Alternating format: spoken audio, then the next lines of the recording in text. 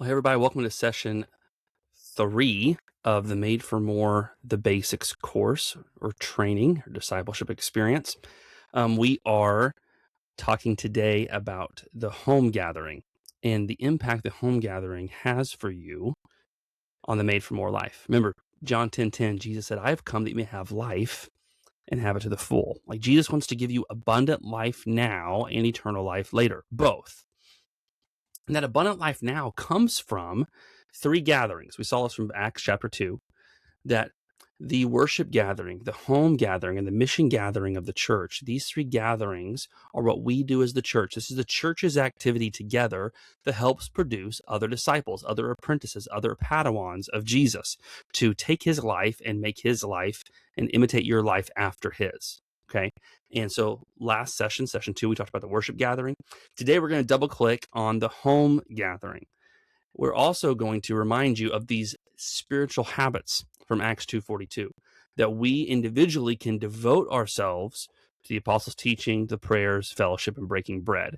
Today, we're going to dive a little bit into and introduce to you the idea of the testimony and the story, this habit that we have that helps pair with the home gathering. When you want to engage with other people and are involved with other Christians, the key to that, part of that, is you being able and being willing to share with some transparency and vulnerability your own story and testimony and what Jesus is doing in your life.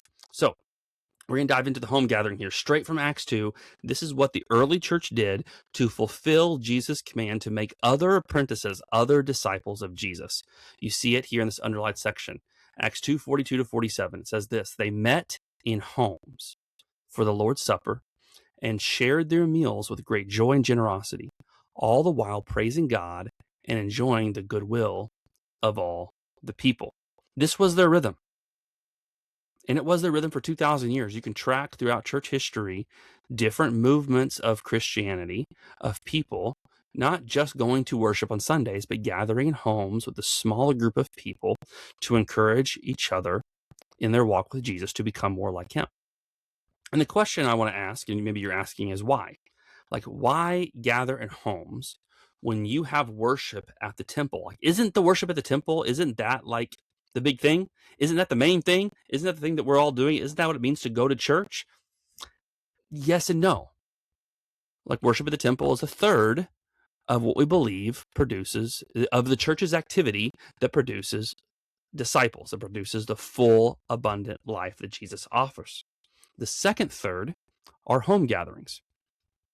God, at the very beginning, when he created man, everything was good except for one thing. In Genesis 2, you see him say this: the Lord God said, it is not good. The first time he says it's not good.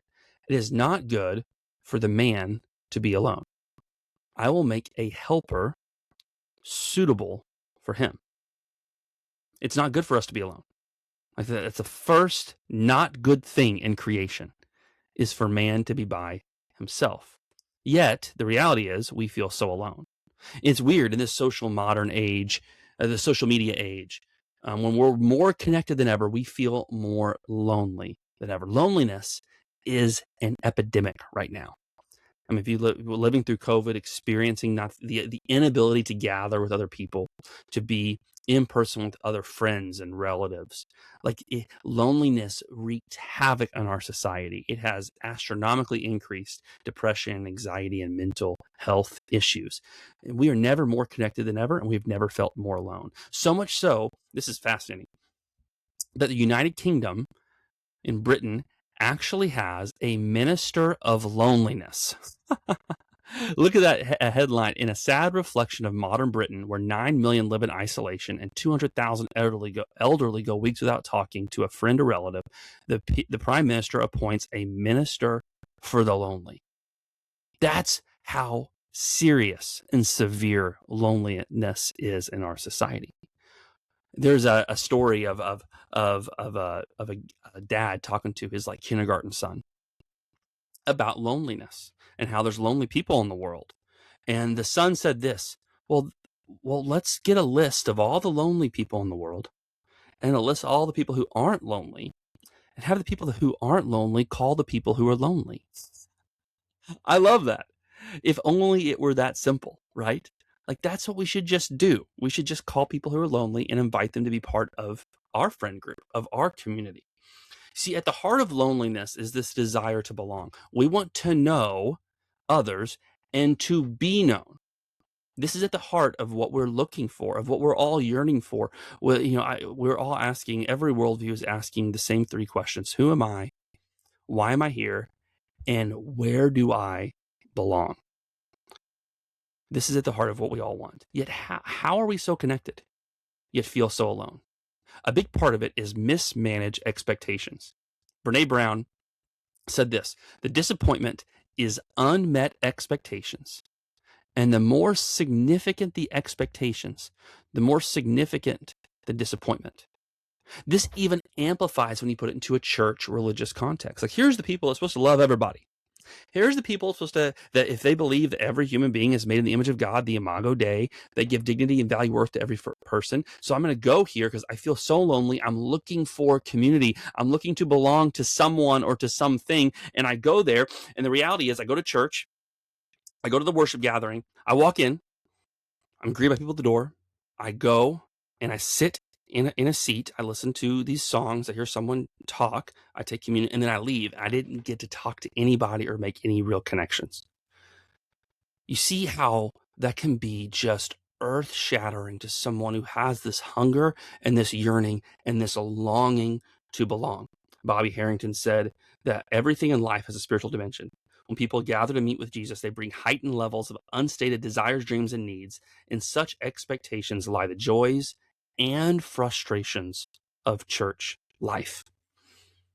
Those expectations, when they are broken and there's significant expectations, the disappointment just skyrockets. There was a book by Joseph Meyer called The Search to Belong. It's not a Christian book. It's a sociological book. And really in that book, he works on the sociologist's work, Edward T. Hall, who developed a theory based on relationship and literally the physical space and distance between humans. And when that distance is a certain amount of feet or inches, closing the gap of that distance impacts the intimacy and the belonging that a person can feel. And he suggests that human beings use 4 different spaces. And so what Bobby Harrington in his book Discipleship That Fits did is he took those spaces in that sociological work and he looked at the Bible. He says, is this true according to Scripture? And sure enough, they added a 5th space, but they call it contexts. And in his book, he shows how we bring the wrong expectations of what different church gatherings can do to fulfill our desires for belonging. Okay, it's fascinating. So here's the context. First is the public context. This is 100 to thousands of people. Think about a rock concert or a sporting event or some kind of conference. And the public context always centers everybody who's there around a shared outside resource. You're going to see Taylor Swift. You're all there not to connect with each other, but to share experiencing Taylor Swift in concert. Okay. Then there's the social context. The social context is that 20 to 70 people number. That's the size of the group. And in this context, people get to see snapshots of each other. They get to see snapshots of people and a lot of small talk and a lot of talk around tables or around like buffets or finger foods or whatever. And slowly over time, you begin to cautiously build affinity with others. You have a conversation with one person, you're like, yeah, that was okay. But you have another conversation with somebody else and you're like, man, I really feel like I could be friends with that person if I had more time with them, or if we got to spend more time just with us together. Think about it, the backyard grill out that you have at Halloween or that you have at the Super Bowl party. You have a bunch of people there. It's more than 20. It's like 50 people, 30 people. And everybody's kind of cautiously talking to each other if they don't know each other that well and seeing, hey, maybe that's someone I want to pursue a relationship with. Then you go to the personal context. This is 4 to 20. And in this group, this is typically, a group of best friends, 4 couples that, love, that have become really, really close in their relationships. And they safely share private information with each other. And this is a place where you can talk about work, or you can talk about family or marriage or whatever is going on. And you can do that over drinks or over dinner. You go do a double date. This is kind of that context. A girls' night out, you bring your best friends out, and it's not a open house or a Super Bowl party, but it is friends spending time together, sharing private information with each other. Then you have the transparent context. The transparent context is when you are with just one or two others, and this 2 to 4 people are your closest friends. This is your best friends, where you have intimate conversations. You're not just at a party where you're having random conversations with whoever, but you are having coffee. You're sitting by each other at the pool. You are playing golf with this person that you become close to, and you guys are talking and catching up on life. In the transparent context, it's characterized by complete openness and candor. Nothing is held back. That's really where you begin to find belonging. That's where you are know others and you are known by others. And the last context, according to Bobby, is the divine context. This is where you spend time alone with God. This is your personal relationship with Him, where you and God are developing that intimacy, right?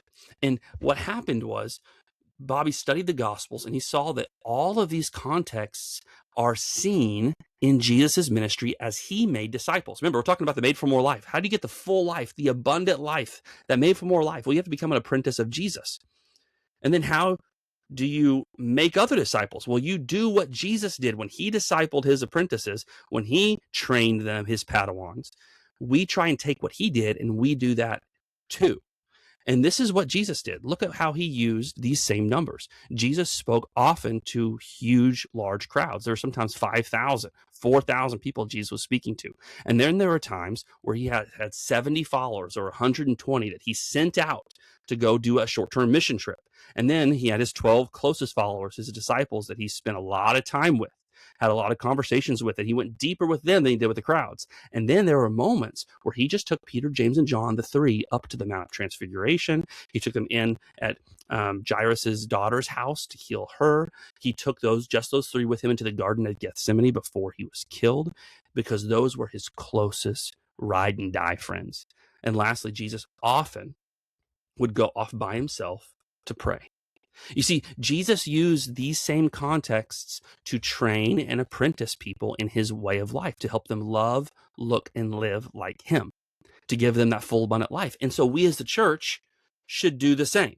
Bobby said this in his book. As you look over this list, we want you to see that there are both stop and start implications that apply personally and to those you lead. You must stop expecting complete discipling or training from just one or two contexts.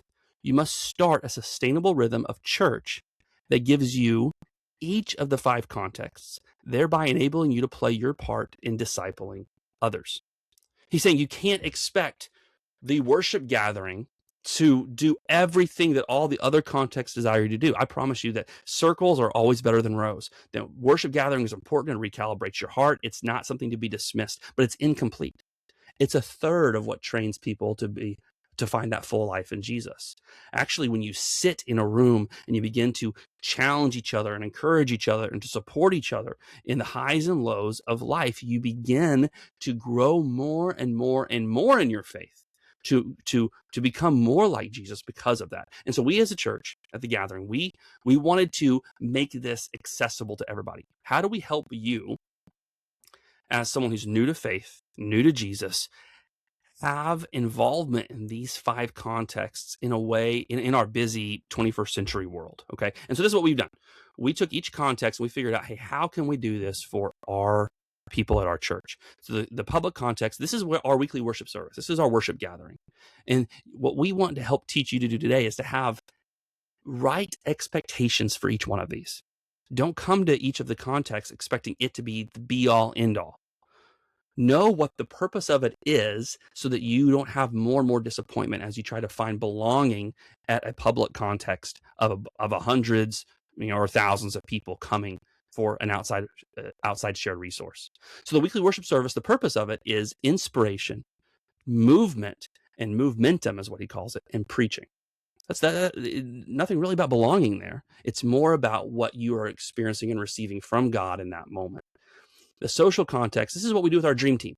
When you say yes to serving on a ministry team, whether it's hospitality or set up or tear down or band or worship or kids ministry, you become part of a community that has a mission, that has a purpose, and you get to live out serving and that getting rid of that self that's at the heart of every sin by making others first. That's what you get to do when you say yes to being a part of our dream team.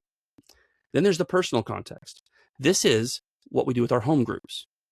This is the primary way we help people begin that journey of knowing others and being known by others. Home groups provide closeness. People know what's going on in your life. They provide support. They encourage you when you are struggling, when you are down, and they provide challenge. Home groups is where someone can know what you're going through and say, hey, I want to challenge your thinking on that.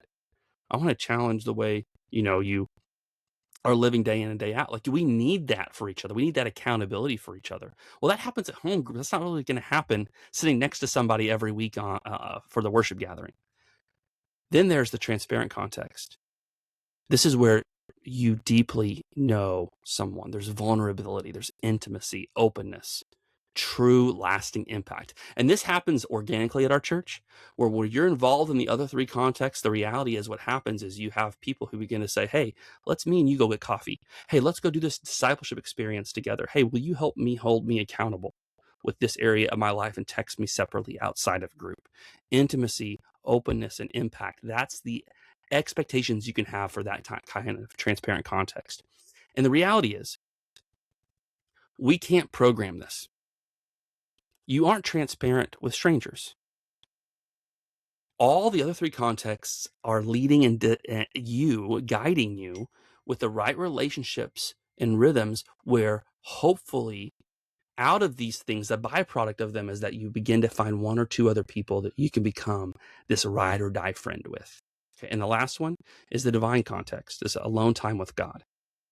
This is where those devotional habits we're talking at the end of every session are so important. We're trying to give you and equip you with tools and resources where you can go practice time alone with God. And this time alone with God, what you can expect or the outcomes of that time are you remembering who you are, that you are a child of God, that you are a masterpiece made in his image, that you have a destiny and a purpose, that God's moving you to something. He's changing you, transforming you into who he created you to be. And you can receive the truth that God wants you to hear for your life today. And so these are the ways in which we're trying to live these contexts out. Now, let me talk about home groups. This is where a lot of mismanaged expectations can be placed on getting involved in a home group. And us pastors are the worst at it. Okay, so let me unpack that for a moment. The home group, the home gathering, what it is and what it isn't. The home gathering is not a matchmaking service for friends. I have seen so often pastors get up and say, if you're alone, if you're looking for friendship and deep relationships, then join one of our home groups. And they make promises that they can't deliver. I've done group ministry, doing ministry with these small groups or home groups or whatever you want to call them. I've done it for 15 years or so now.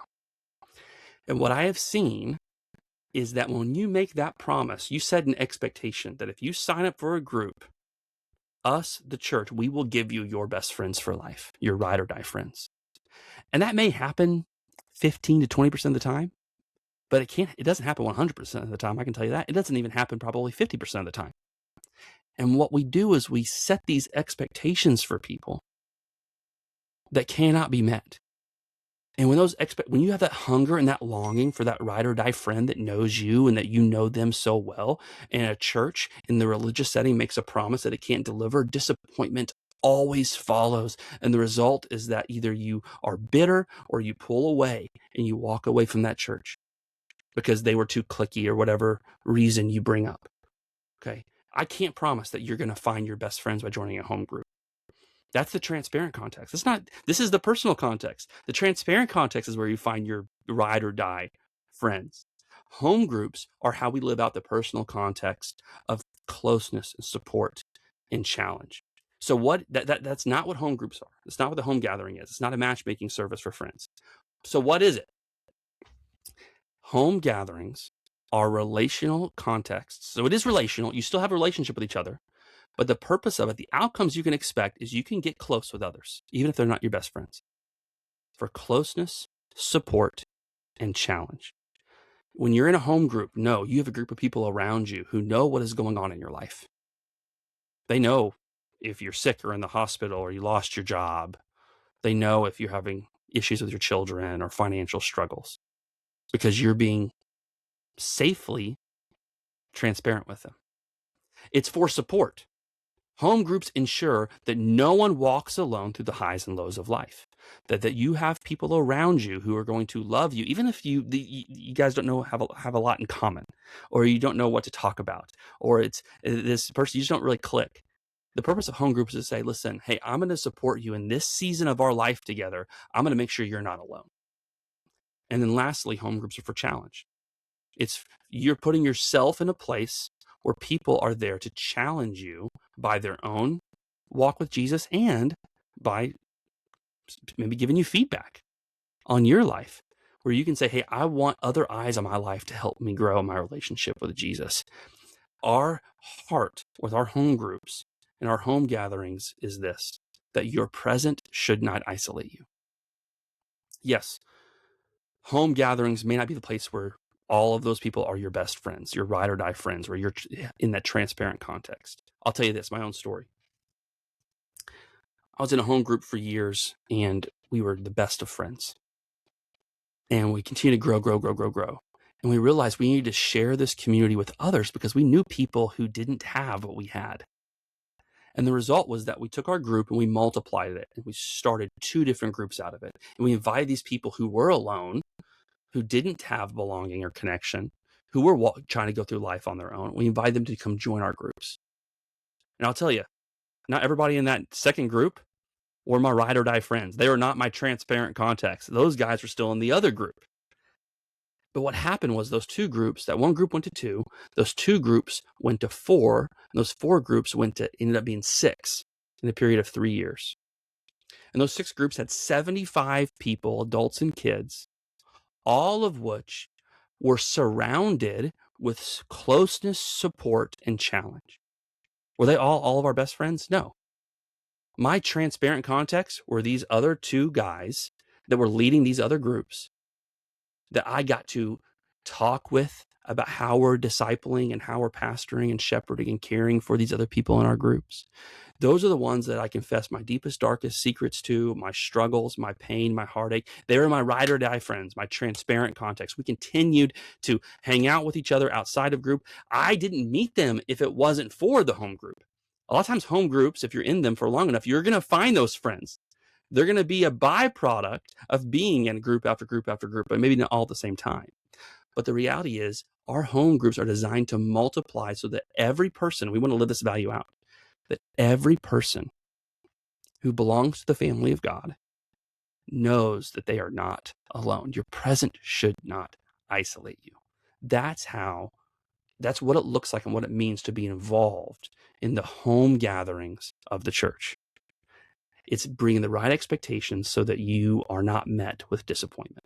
And so what do you do? Like, what if you have a habit that you can live with that can make you give the best opportunity to participate in this home gathering, to know and to be known, to feel like you belong? The best habit that Jesus gives us and that the disciples dedicate themselves to was testimony, was story, was sharing with others. This is what Jesus has done for me. This is what Jesus is doing for me. And maybe you've never done that before. Maybe you've never thought about your life before Jesus, how you came to Jesus and your life after Jesus. This is a tool we want to give you. It's a 15-second testimony that you can use to learn how to start being transparent with others cautiously as you build affinity with others in those public contexts. In that personal context, you can safely share personal information, and then hopefully with those 1 or 2 other people, you can get to that transparent context of total vulnerability with them. And it starts here, this little tool. If you want to learn how to do this tool and how to kind of write your own testimony and start on that journey of transparency and vulnerability, scan this QR code. We have a tool we'd love to train you with on how to write that and begin that journey of knowing others and being known. This is one step in the journey of you discovering that full life Jesus has for you, is getting involved in that home gathering so that you can feel like you belong, that your present doesn't isolate you. Because remember, you are made for more. So don't settle for anything less.